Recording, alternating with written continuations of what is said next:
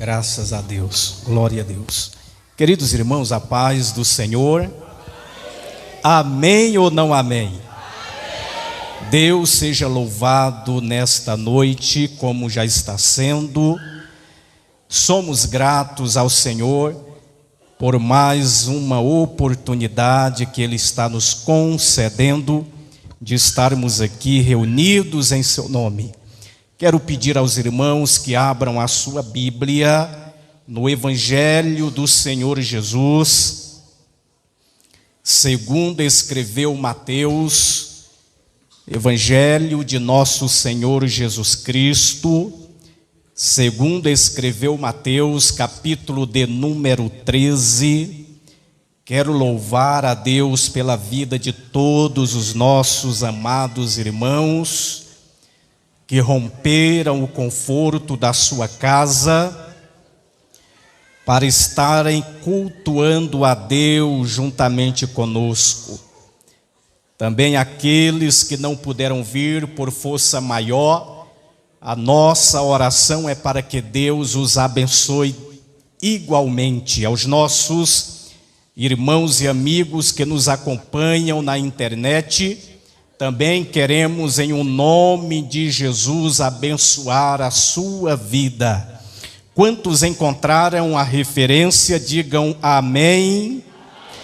Evangelho de nosso Senhor, segundo escreveu Mateus, capítulo 13. Nós iremos ler os primeiros 9 versículos. Diz a palavra do Senhor: naquele mesmo dia, saindo Jesus de casa, assentou-se à beira do mar, e grandes multidões se reuniram perto dele, de modo que entrou no barco e se assentou.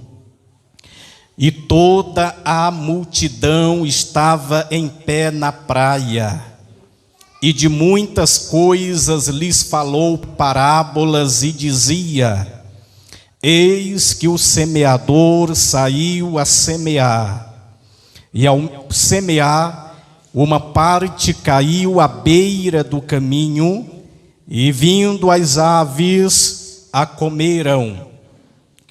Outra parte caiu em solo rochoso, onde a terra era pouca, e logo nasceu, visto não ser profunda a terra.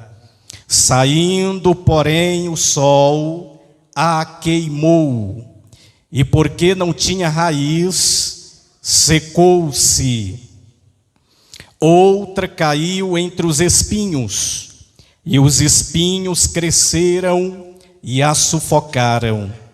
Outra, enfim, caiu em boa terra e deu fruto, a 100, a 60 e a 30 por 1. Quantos podem dizer glória a Jesus? Podei vos assentar em nome de Jesus.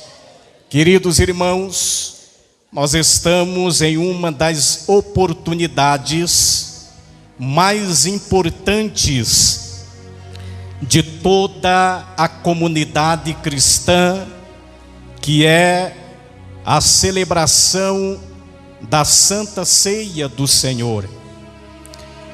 Um certo escritor, em seu manual de cerimônias, ele disse que a festa mais sublime da igreja na face da terra é a celebração da Ceia do Senhor. Pois este momento e este acontecimento em especial trazem à nossa memória não apenas aquilo que Jesus fez, como também aquilo que Ele continua a fazer em seu ministério exaltado à destra de Deus. Eu gostaria, talvez, de abordar nesta ocasião uma temática que estivesse muito mais relacionado a este memorial, mas acredito que o Espírito Santo de Deus me incomodou em trazer uma mensagem com base no texto que nós lemos, de Mateus capítulo 13, e a parábola do semeador nos primeiros 9 versículos deste capítulo. Dentro desses poucos minutos que me fora concedido falar, eu gostaria que os irmãos me dessem a sua atenção, pois eu pretendo, na direção do Espírito Santo de Deus, lhes comunicar algumas verdades que são de grande importância para a nossa vida, lições que foram esboçadas pelo nosso Senhor Jesus Cristo. Queridos irmãos, eu gostaria de trazer uma mensagem com base em um tema muito simples. O tema que eu gostaria de basear esta mensagem é: o efeito da palavra depende do estado do coração. Nós sabemos que uma das formas didáticas mais utilizadas por Jesus Cristo para transmitir seus ensinamentos foi por meio de parábolas. Talvez alguém se pergunte, mas o que é parábola? Uma parábola é uma comparação que se faz, relacionando vários elementos a fim de comunicar uma mensagem. No caso de Jesus, ele comparava elementos, tanto de caráter espiritual, quanto de natureza terrenas, para comunicar uma mensagem de cunho espiritual e eterno para os seus ouvintes. Quando nós lemos o Evangelho segundo Mateus e nos deparamos no capítulo de número 13 deste mesmo Evangelho, nós vamos perceber que há uma vasta registro de parábolas. São 7 parábolas neste capítulo. Portanto, tendo em vista a sua imensidão de parábolas registradas aqui, alguns denominam o capítulo 13 deste evangelho de o capítulo das parábolas. Das 7 parábolas que nós encontramos aqui registradas, 4 foram dirigidas à multidão, enquanto que as outras 3, elas foram contadas para os 12 discípulos em particular. Quando nós começamos a ler o capítulo 13, nós percebemos que os primeiros 3 versículos deste capítulo, eles trazem como que uma introdução às parábolas que foram mencionadas por Jesus. Dentro dessa introdução, é possível sabermos onde Jesus estava quando proferiu essas parábolas. Pois no versículo 1 ainda, o texto vai dizer que Jesus estava às margens do mar da Galileia. Também é possível termos o entendimento nesses 3 primeiros versículos do que Jesus, ou do que aconteceu enquanto Jesus estava lá às margens do mar da Galileia. Pois no versículo de número 2 diz o texto que diversas multidões foram até ele. Também é nos dito ainda no versículo de número 2 que ele subiu em um barco e assentou-se. Ainda no versículo 2 e no versículo 3 é nos dito que ele, ao assentar-se sobre o barco, ele ensinou a multidão por meio de parábolas. Uma coisa ainda me chama a atenção nessa introdução, pois no versículo de número 2 é dito que diversas multidões, no plural, se aglomeravam próximo de Jesus. Mas quando nós chegamos no versículo 3, é dito que Jesus ensina para a multidão no singular. Isso quer dizer que quando aquelas diversas multidões advindas de várias partes daqueles territórios se aglomeraram em apenas um lugar, nós já não tínhamos mais diversas multidões, pois agora todas formaram uma só multidão para a qual Jesus dirige os seus ensinos através das parábolas ali mencionadas. Passando dessa seção que compõe a introdução neste capítulo 13, nós entramos propriamente para a parábola denominada de a parábola do semeador. Uma das parábolas mais lidas, mais conhecidas no meio dos nossos irmãos. E a forma como o escritor narra o registro desta parábola dita por Jesus é interessante. O versículo 3 diz: eis que o semeador saiu a semear.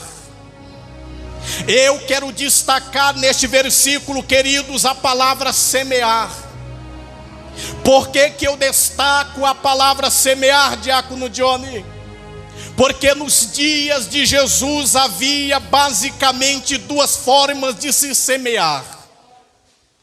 A primeira forma, que era usual no trabalho de semeadura, era que o lavrador, ele pegava o seu saco de sementes, colocava sobre os lombos de uma burra ou de um burro e furava um buraco no fundo daquele saco, de modo que, com o movimento daquele animal indo para frente e para trás no seu andar, as sementes caíam pelo furo que fora feito no fundo do saco, e ao cair as sementes, o vento as espalhava sobre o solo.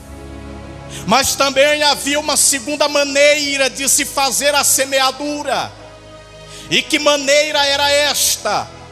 O semeador, ele andava com o seu saco do lado, o saco de sementes, colocava a mão sobre o saco de sementes, as pegava e as espalhava ao vento. Desta forma, ele semeava o seu campo. É muito provável, queridos irmãos, que é neste segundo tipo de semeadura que Jesus está olhando. Mas, amados irmãos, quando nós chegamos no versículo de número 3, nós detectamos na parábola 4 tipos de terrenos no qual o semeador semeou aquelas sementes.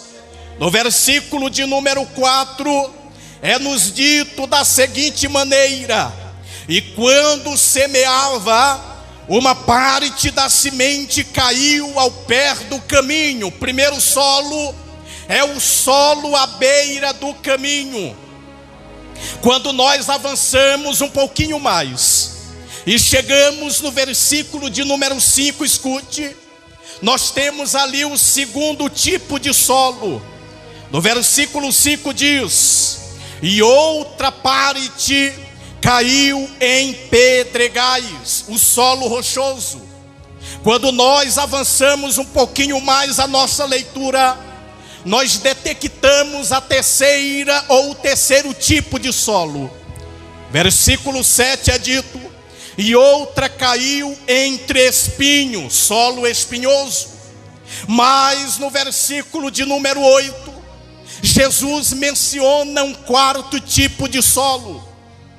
Pois no versículo de número 8, o texto diz: e outra caiu em boa terra. A palavra boa aqui fala de uma terra apropriada para a semeadura. A palavra boa trata de uma terra fértil para se lançar as sementes. Logo, nós temos nesta parábola do semeador a pessoa do lavrador, a semente, que é apenas um tipo, 4 tipos de solos, e as sementes elas são espalhadas e caem sobre os 4 tipos de terreno. Primeiro, à beira do caminho. Segundo, no terreno rochoso. Terceiro, no solo espinhoso. E quarto, na terra apropriada. Quando nós avançamos para os versículos de número 18 ao 23, Jesus vai dar a explicação da parábola. Mas antes de chegarmos lá, eu quero recapitular e reforçar com os amados irmãos essa primeira parte da parábola. Versículo 4: e quando semeava, uma parte da semente caiu ao pé do caminho, e vieram as aves e comeram-na. Versículo de número 5: e outra parte caiu em pedregais, onde não havia terra bastante, logo nasceu, porque não tinha terra funda. Mas, vindo o sol, queimou-se, secou-se, porque não tinha raiz. Quero destacar 2 vocábulos aqui. A primeira é a terra pedregosa, o solo pedregoso, que era muito comum na Judeia ou na Galileia, onde Jesus estava. A maior parte das terras ou do solo na região da Galileia era composta por terra rochosa, cheia de pedregais, que não é muito adequada para a semeadura, para a produção. O segundo termo que eu quero destacar aqui é a palavra raiz, pois quando aquela semente ela cai sobre o solo rochoso, que tem pouca terra, logo a semente germina, ela nasce. E agora, quando ela nasce, vem o sol escaldante da região da Galileia, deu sobre aquela planta. Ela não resistiu muito tempo o calor do sol, ela começou a murchar. E como ela começou a murchar, ela tem a necessidade, pastor Edilvaldo, de através das suas raízes buscar água no solo, a fim de que ela resista o calor escaldante. Só que o texto diz que quando o sol dá sobre ela, não resiste e morre. E Jesus diz a causa por que ela morre. Qual que é a causa da sua morte? Porque ela não tinha raiz, por causa do solo que era muito raso.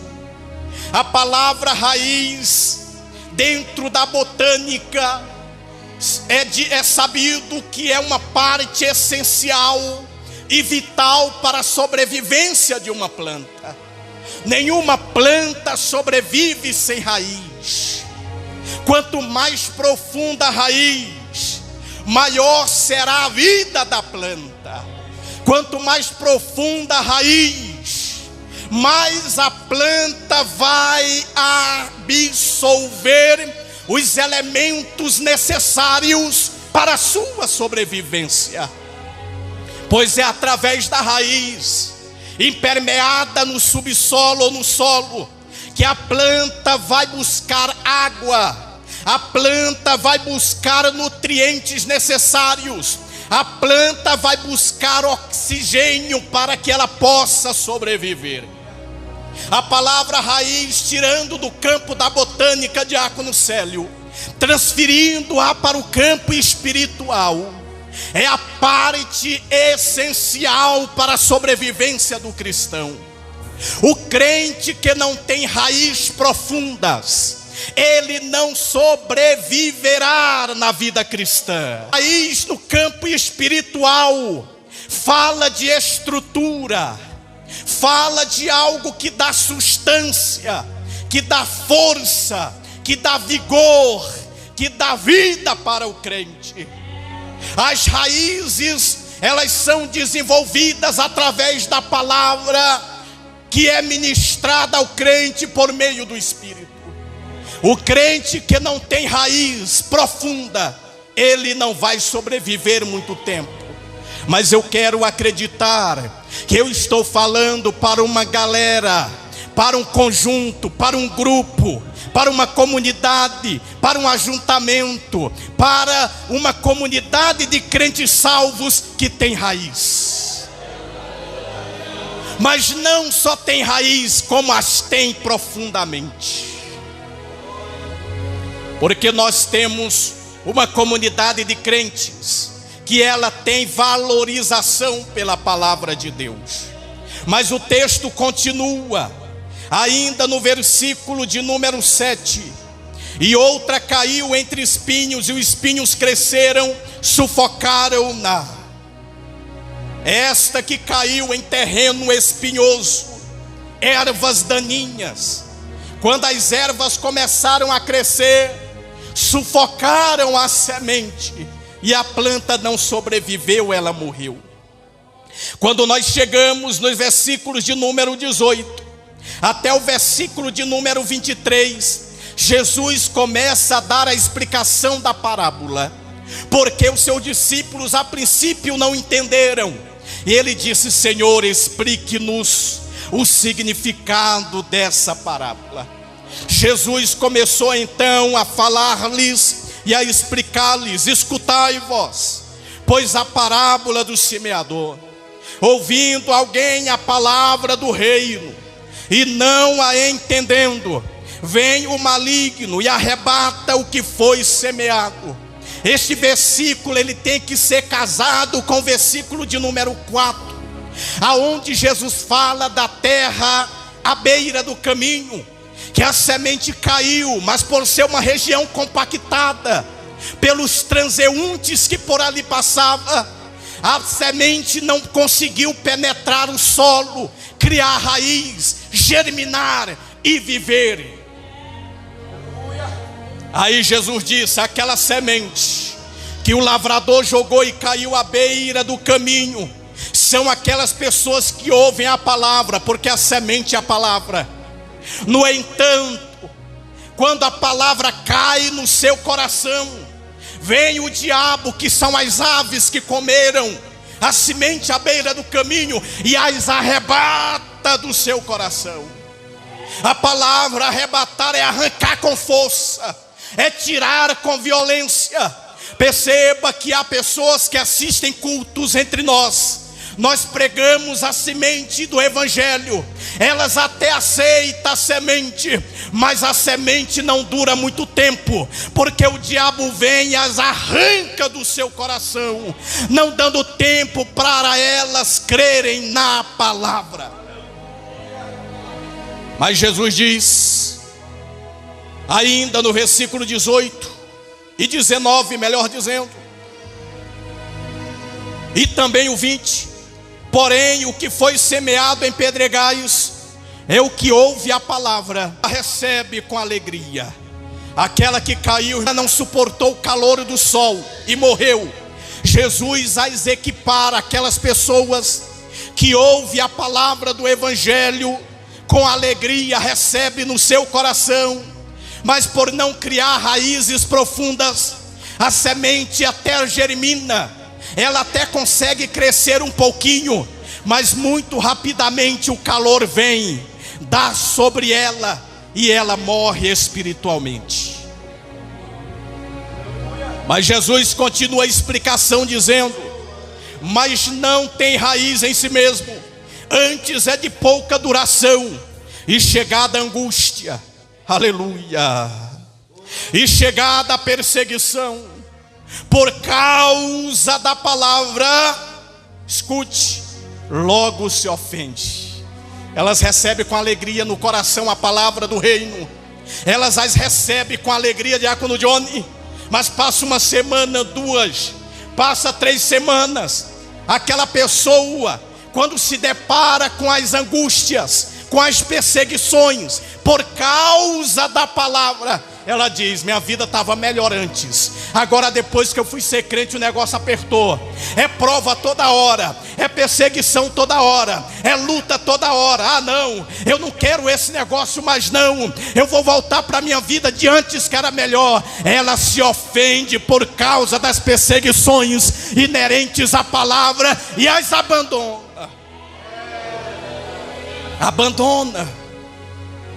Abandona a palavra do reino.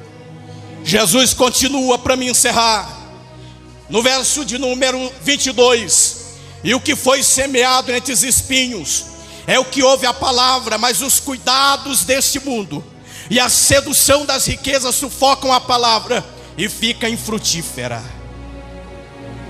Tem gente que até aceita Jesus, recebe a palavra que nós pregamos, aceita com alegria no seu coração, volta para a sua casa transbordando de alegria, mas os desejos das coisas do mundo,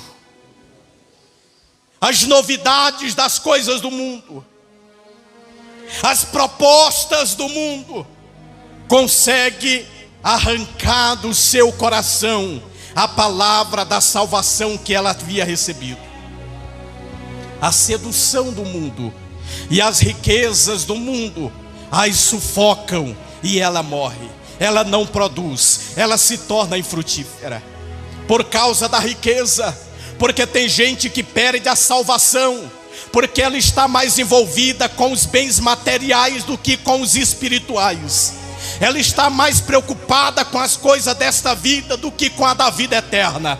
E as coisas desta vida, a sua atração e sedução vai como areia movediça absorvendo-a, e ela perde a sua salvação, ela se torna infrutífera. Porém, o crente não foi chamado para ter uma vida infrutífera. E eu quero provocar você nesta noite, para mim já entregar para o pastor e dizer, quero que você repita após mim, diga assim: eu não fui chamado para ser infrutífero.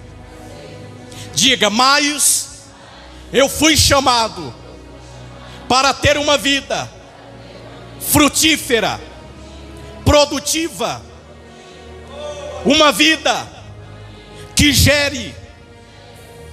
Foi para isso que você foi chamado. Eu tenho uma grande preocupação quando eu vejo o crente, já estou entregando para o senhor, que diz assim: ô pastor Cláudio, não olhe para mim para nada, eu não quero me envolver para nada, só quero estar sentado no banco e ser crente de banco. Eu vou falar. Você não entendeu o teu chamado. Deus não chama prego. Quem é chamado para ficar sentado em banco não foi Deus que chamou. Porque lugar de ficar em banco é prego. Mas você foi chamado para produzir para o rei. Você foi chamado para produzir e dar muitos frutos. Aleluia, não perca tempo, não desperdice tempo. Diga: pastor, tu tem o que para mim? Ah, eu quero trabalhar, eu quero estar envolvido, eu quero limpar a igreja, eu quero limpar banheiro, eu quero ser dirigente do ciclo de oração, eu quero cuidar das crianças, eu quero ajudar de algum modo, mas eu não quero ser crente de banco. Aleluia. Você foi chamado para ser frutífero.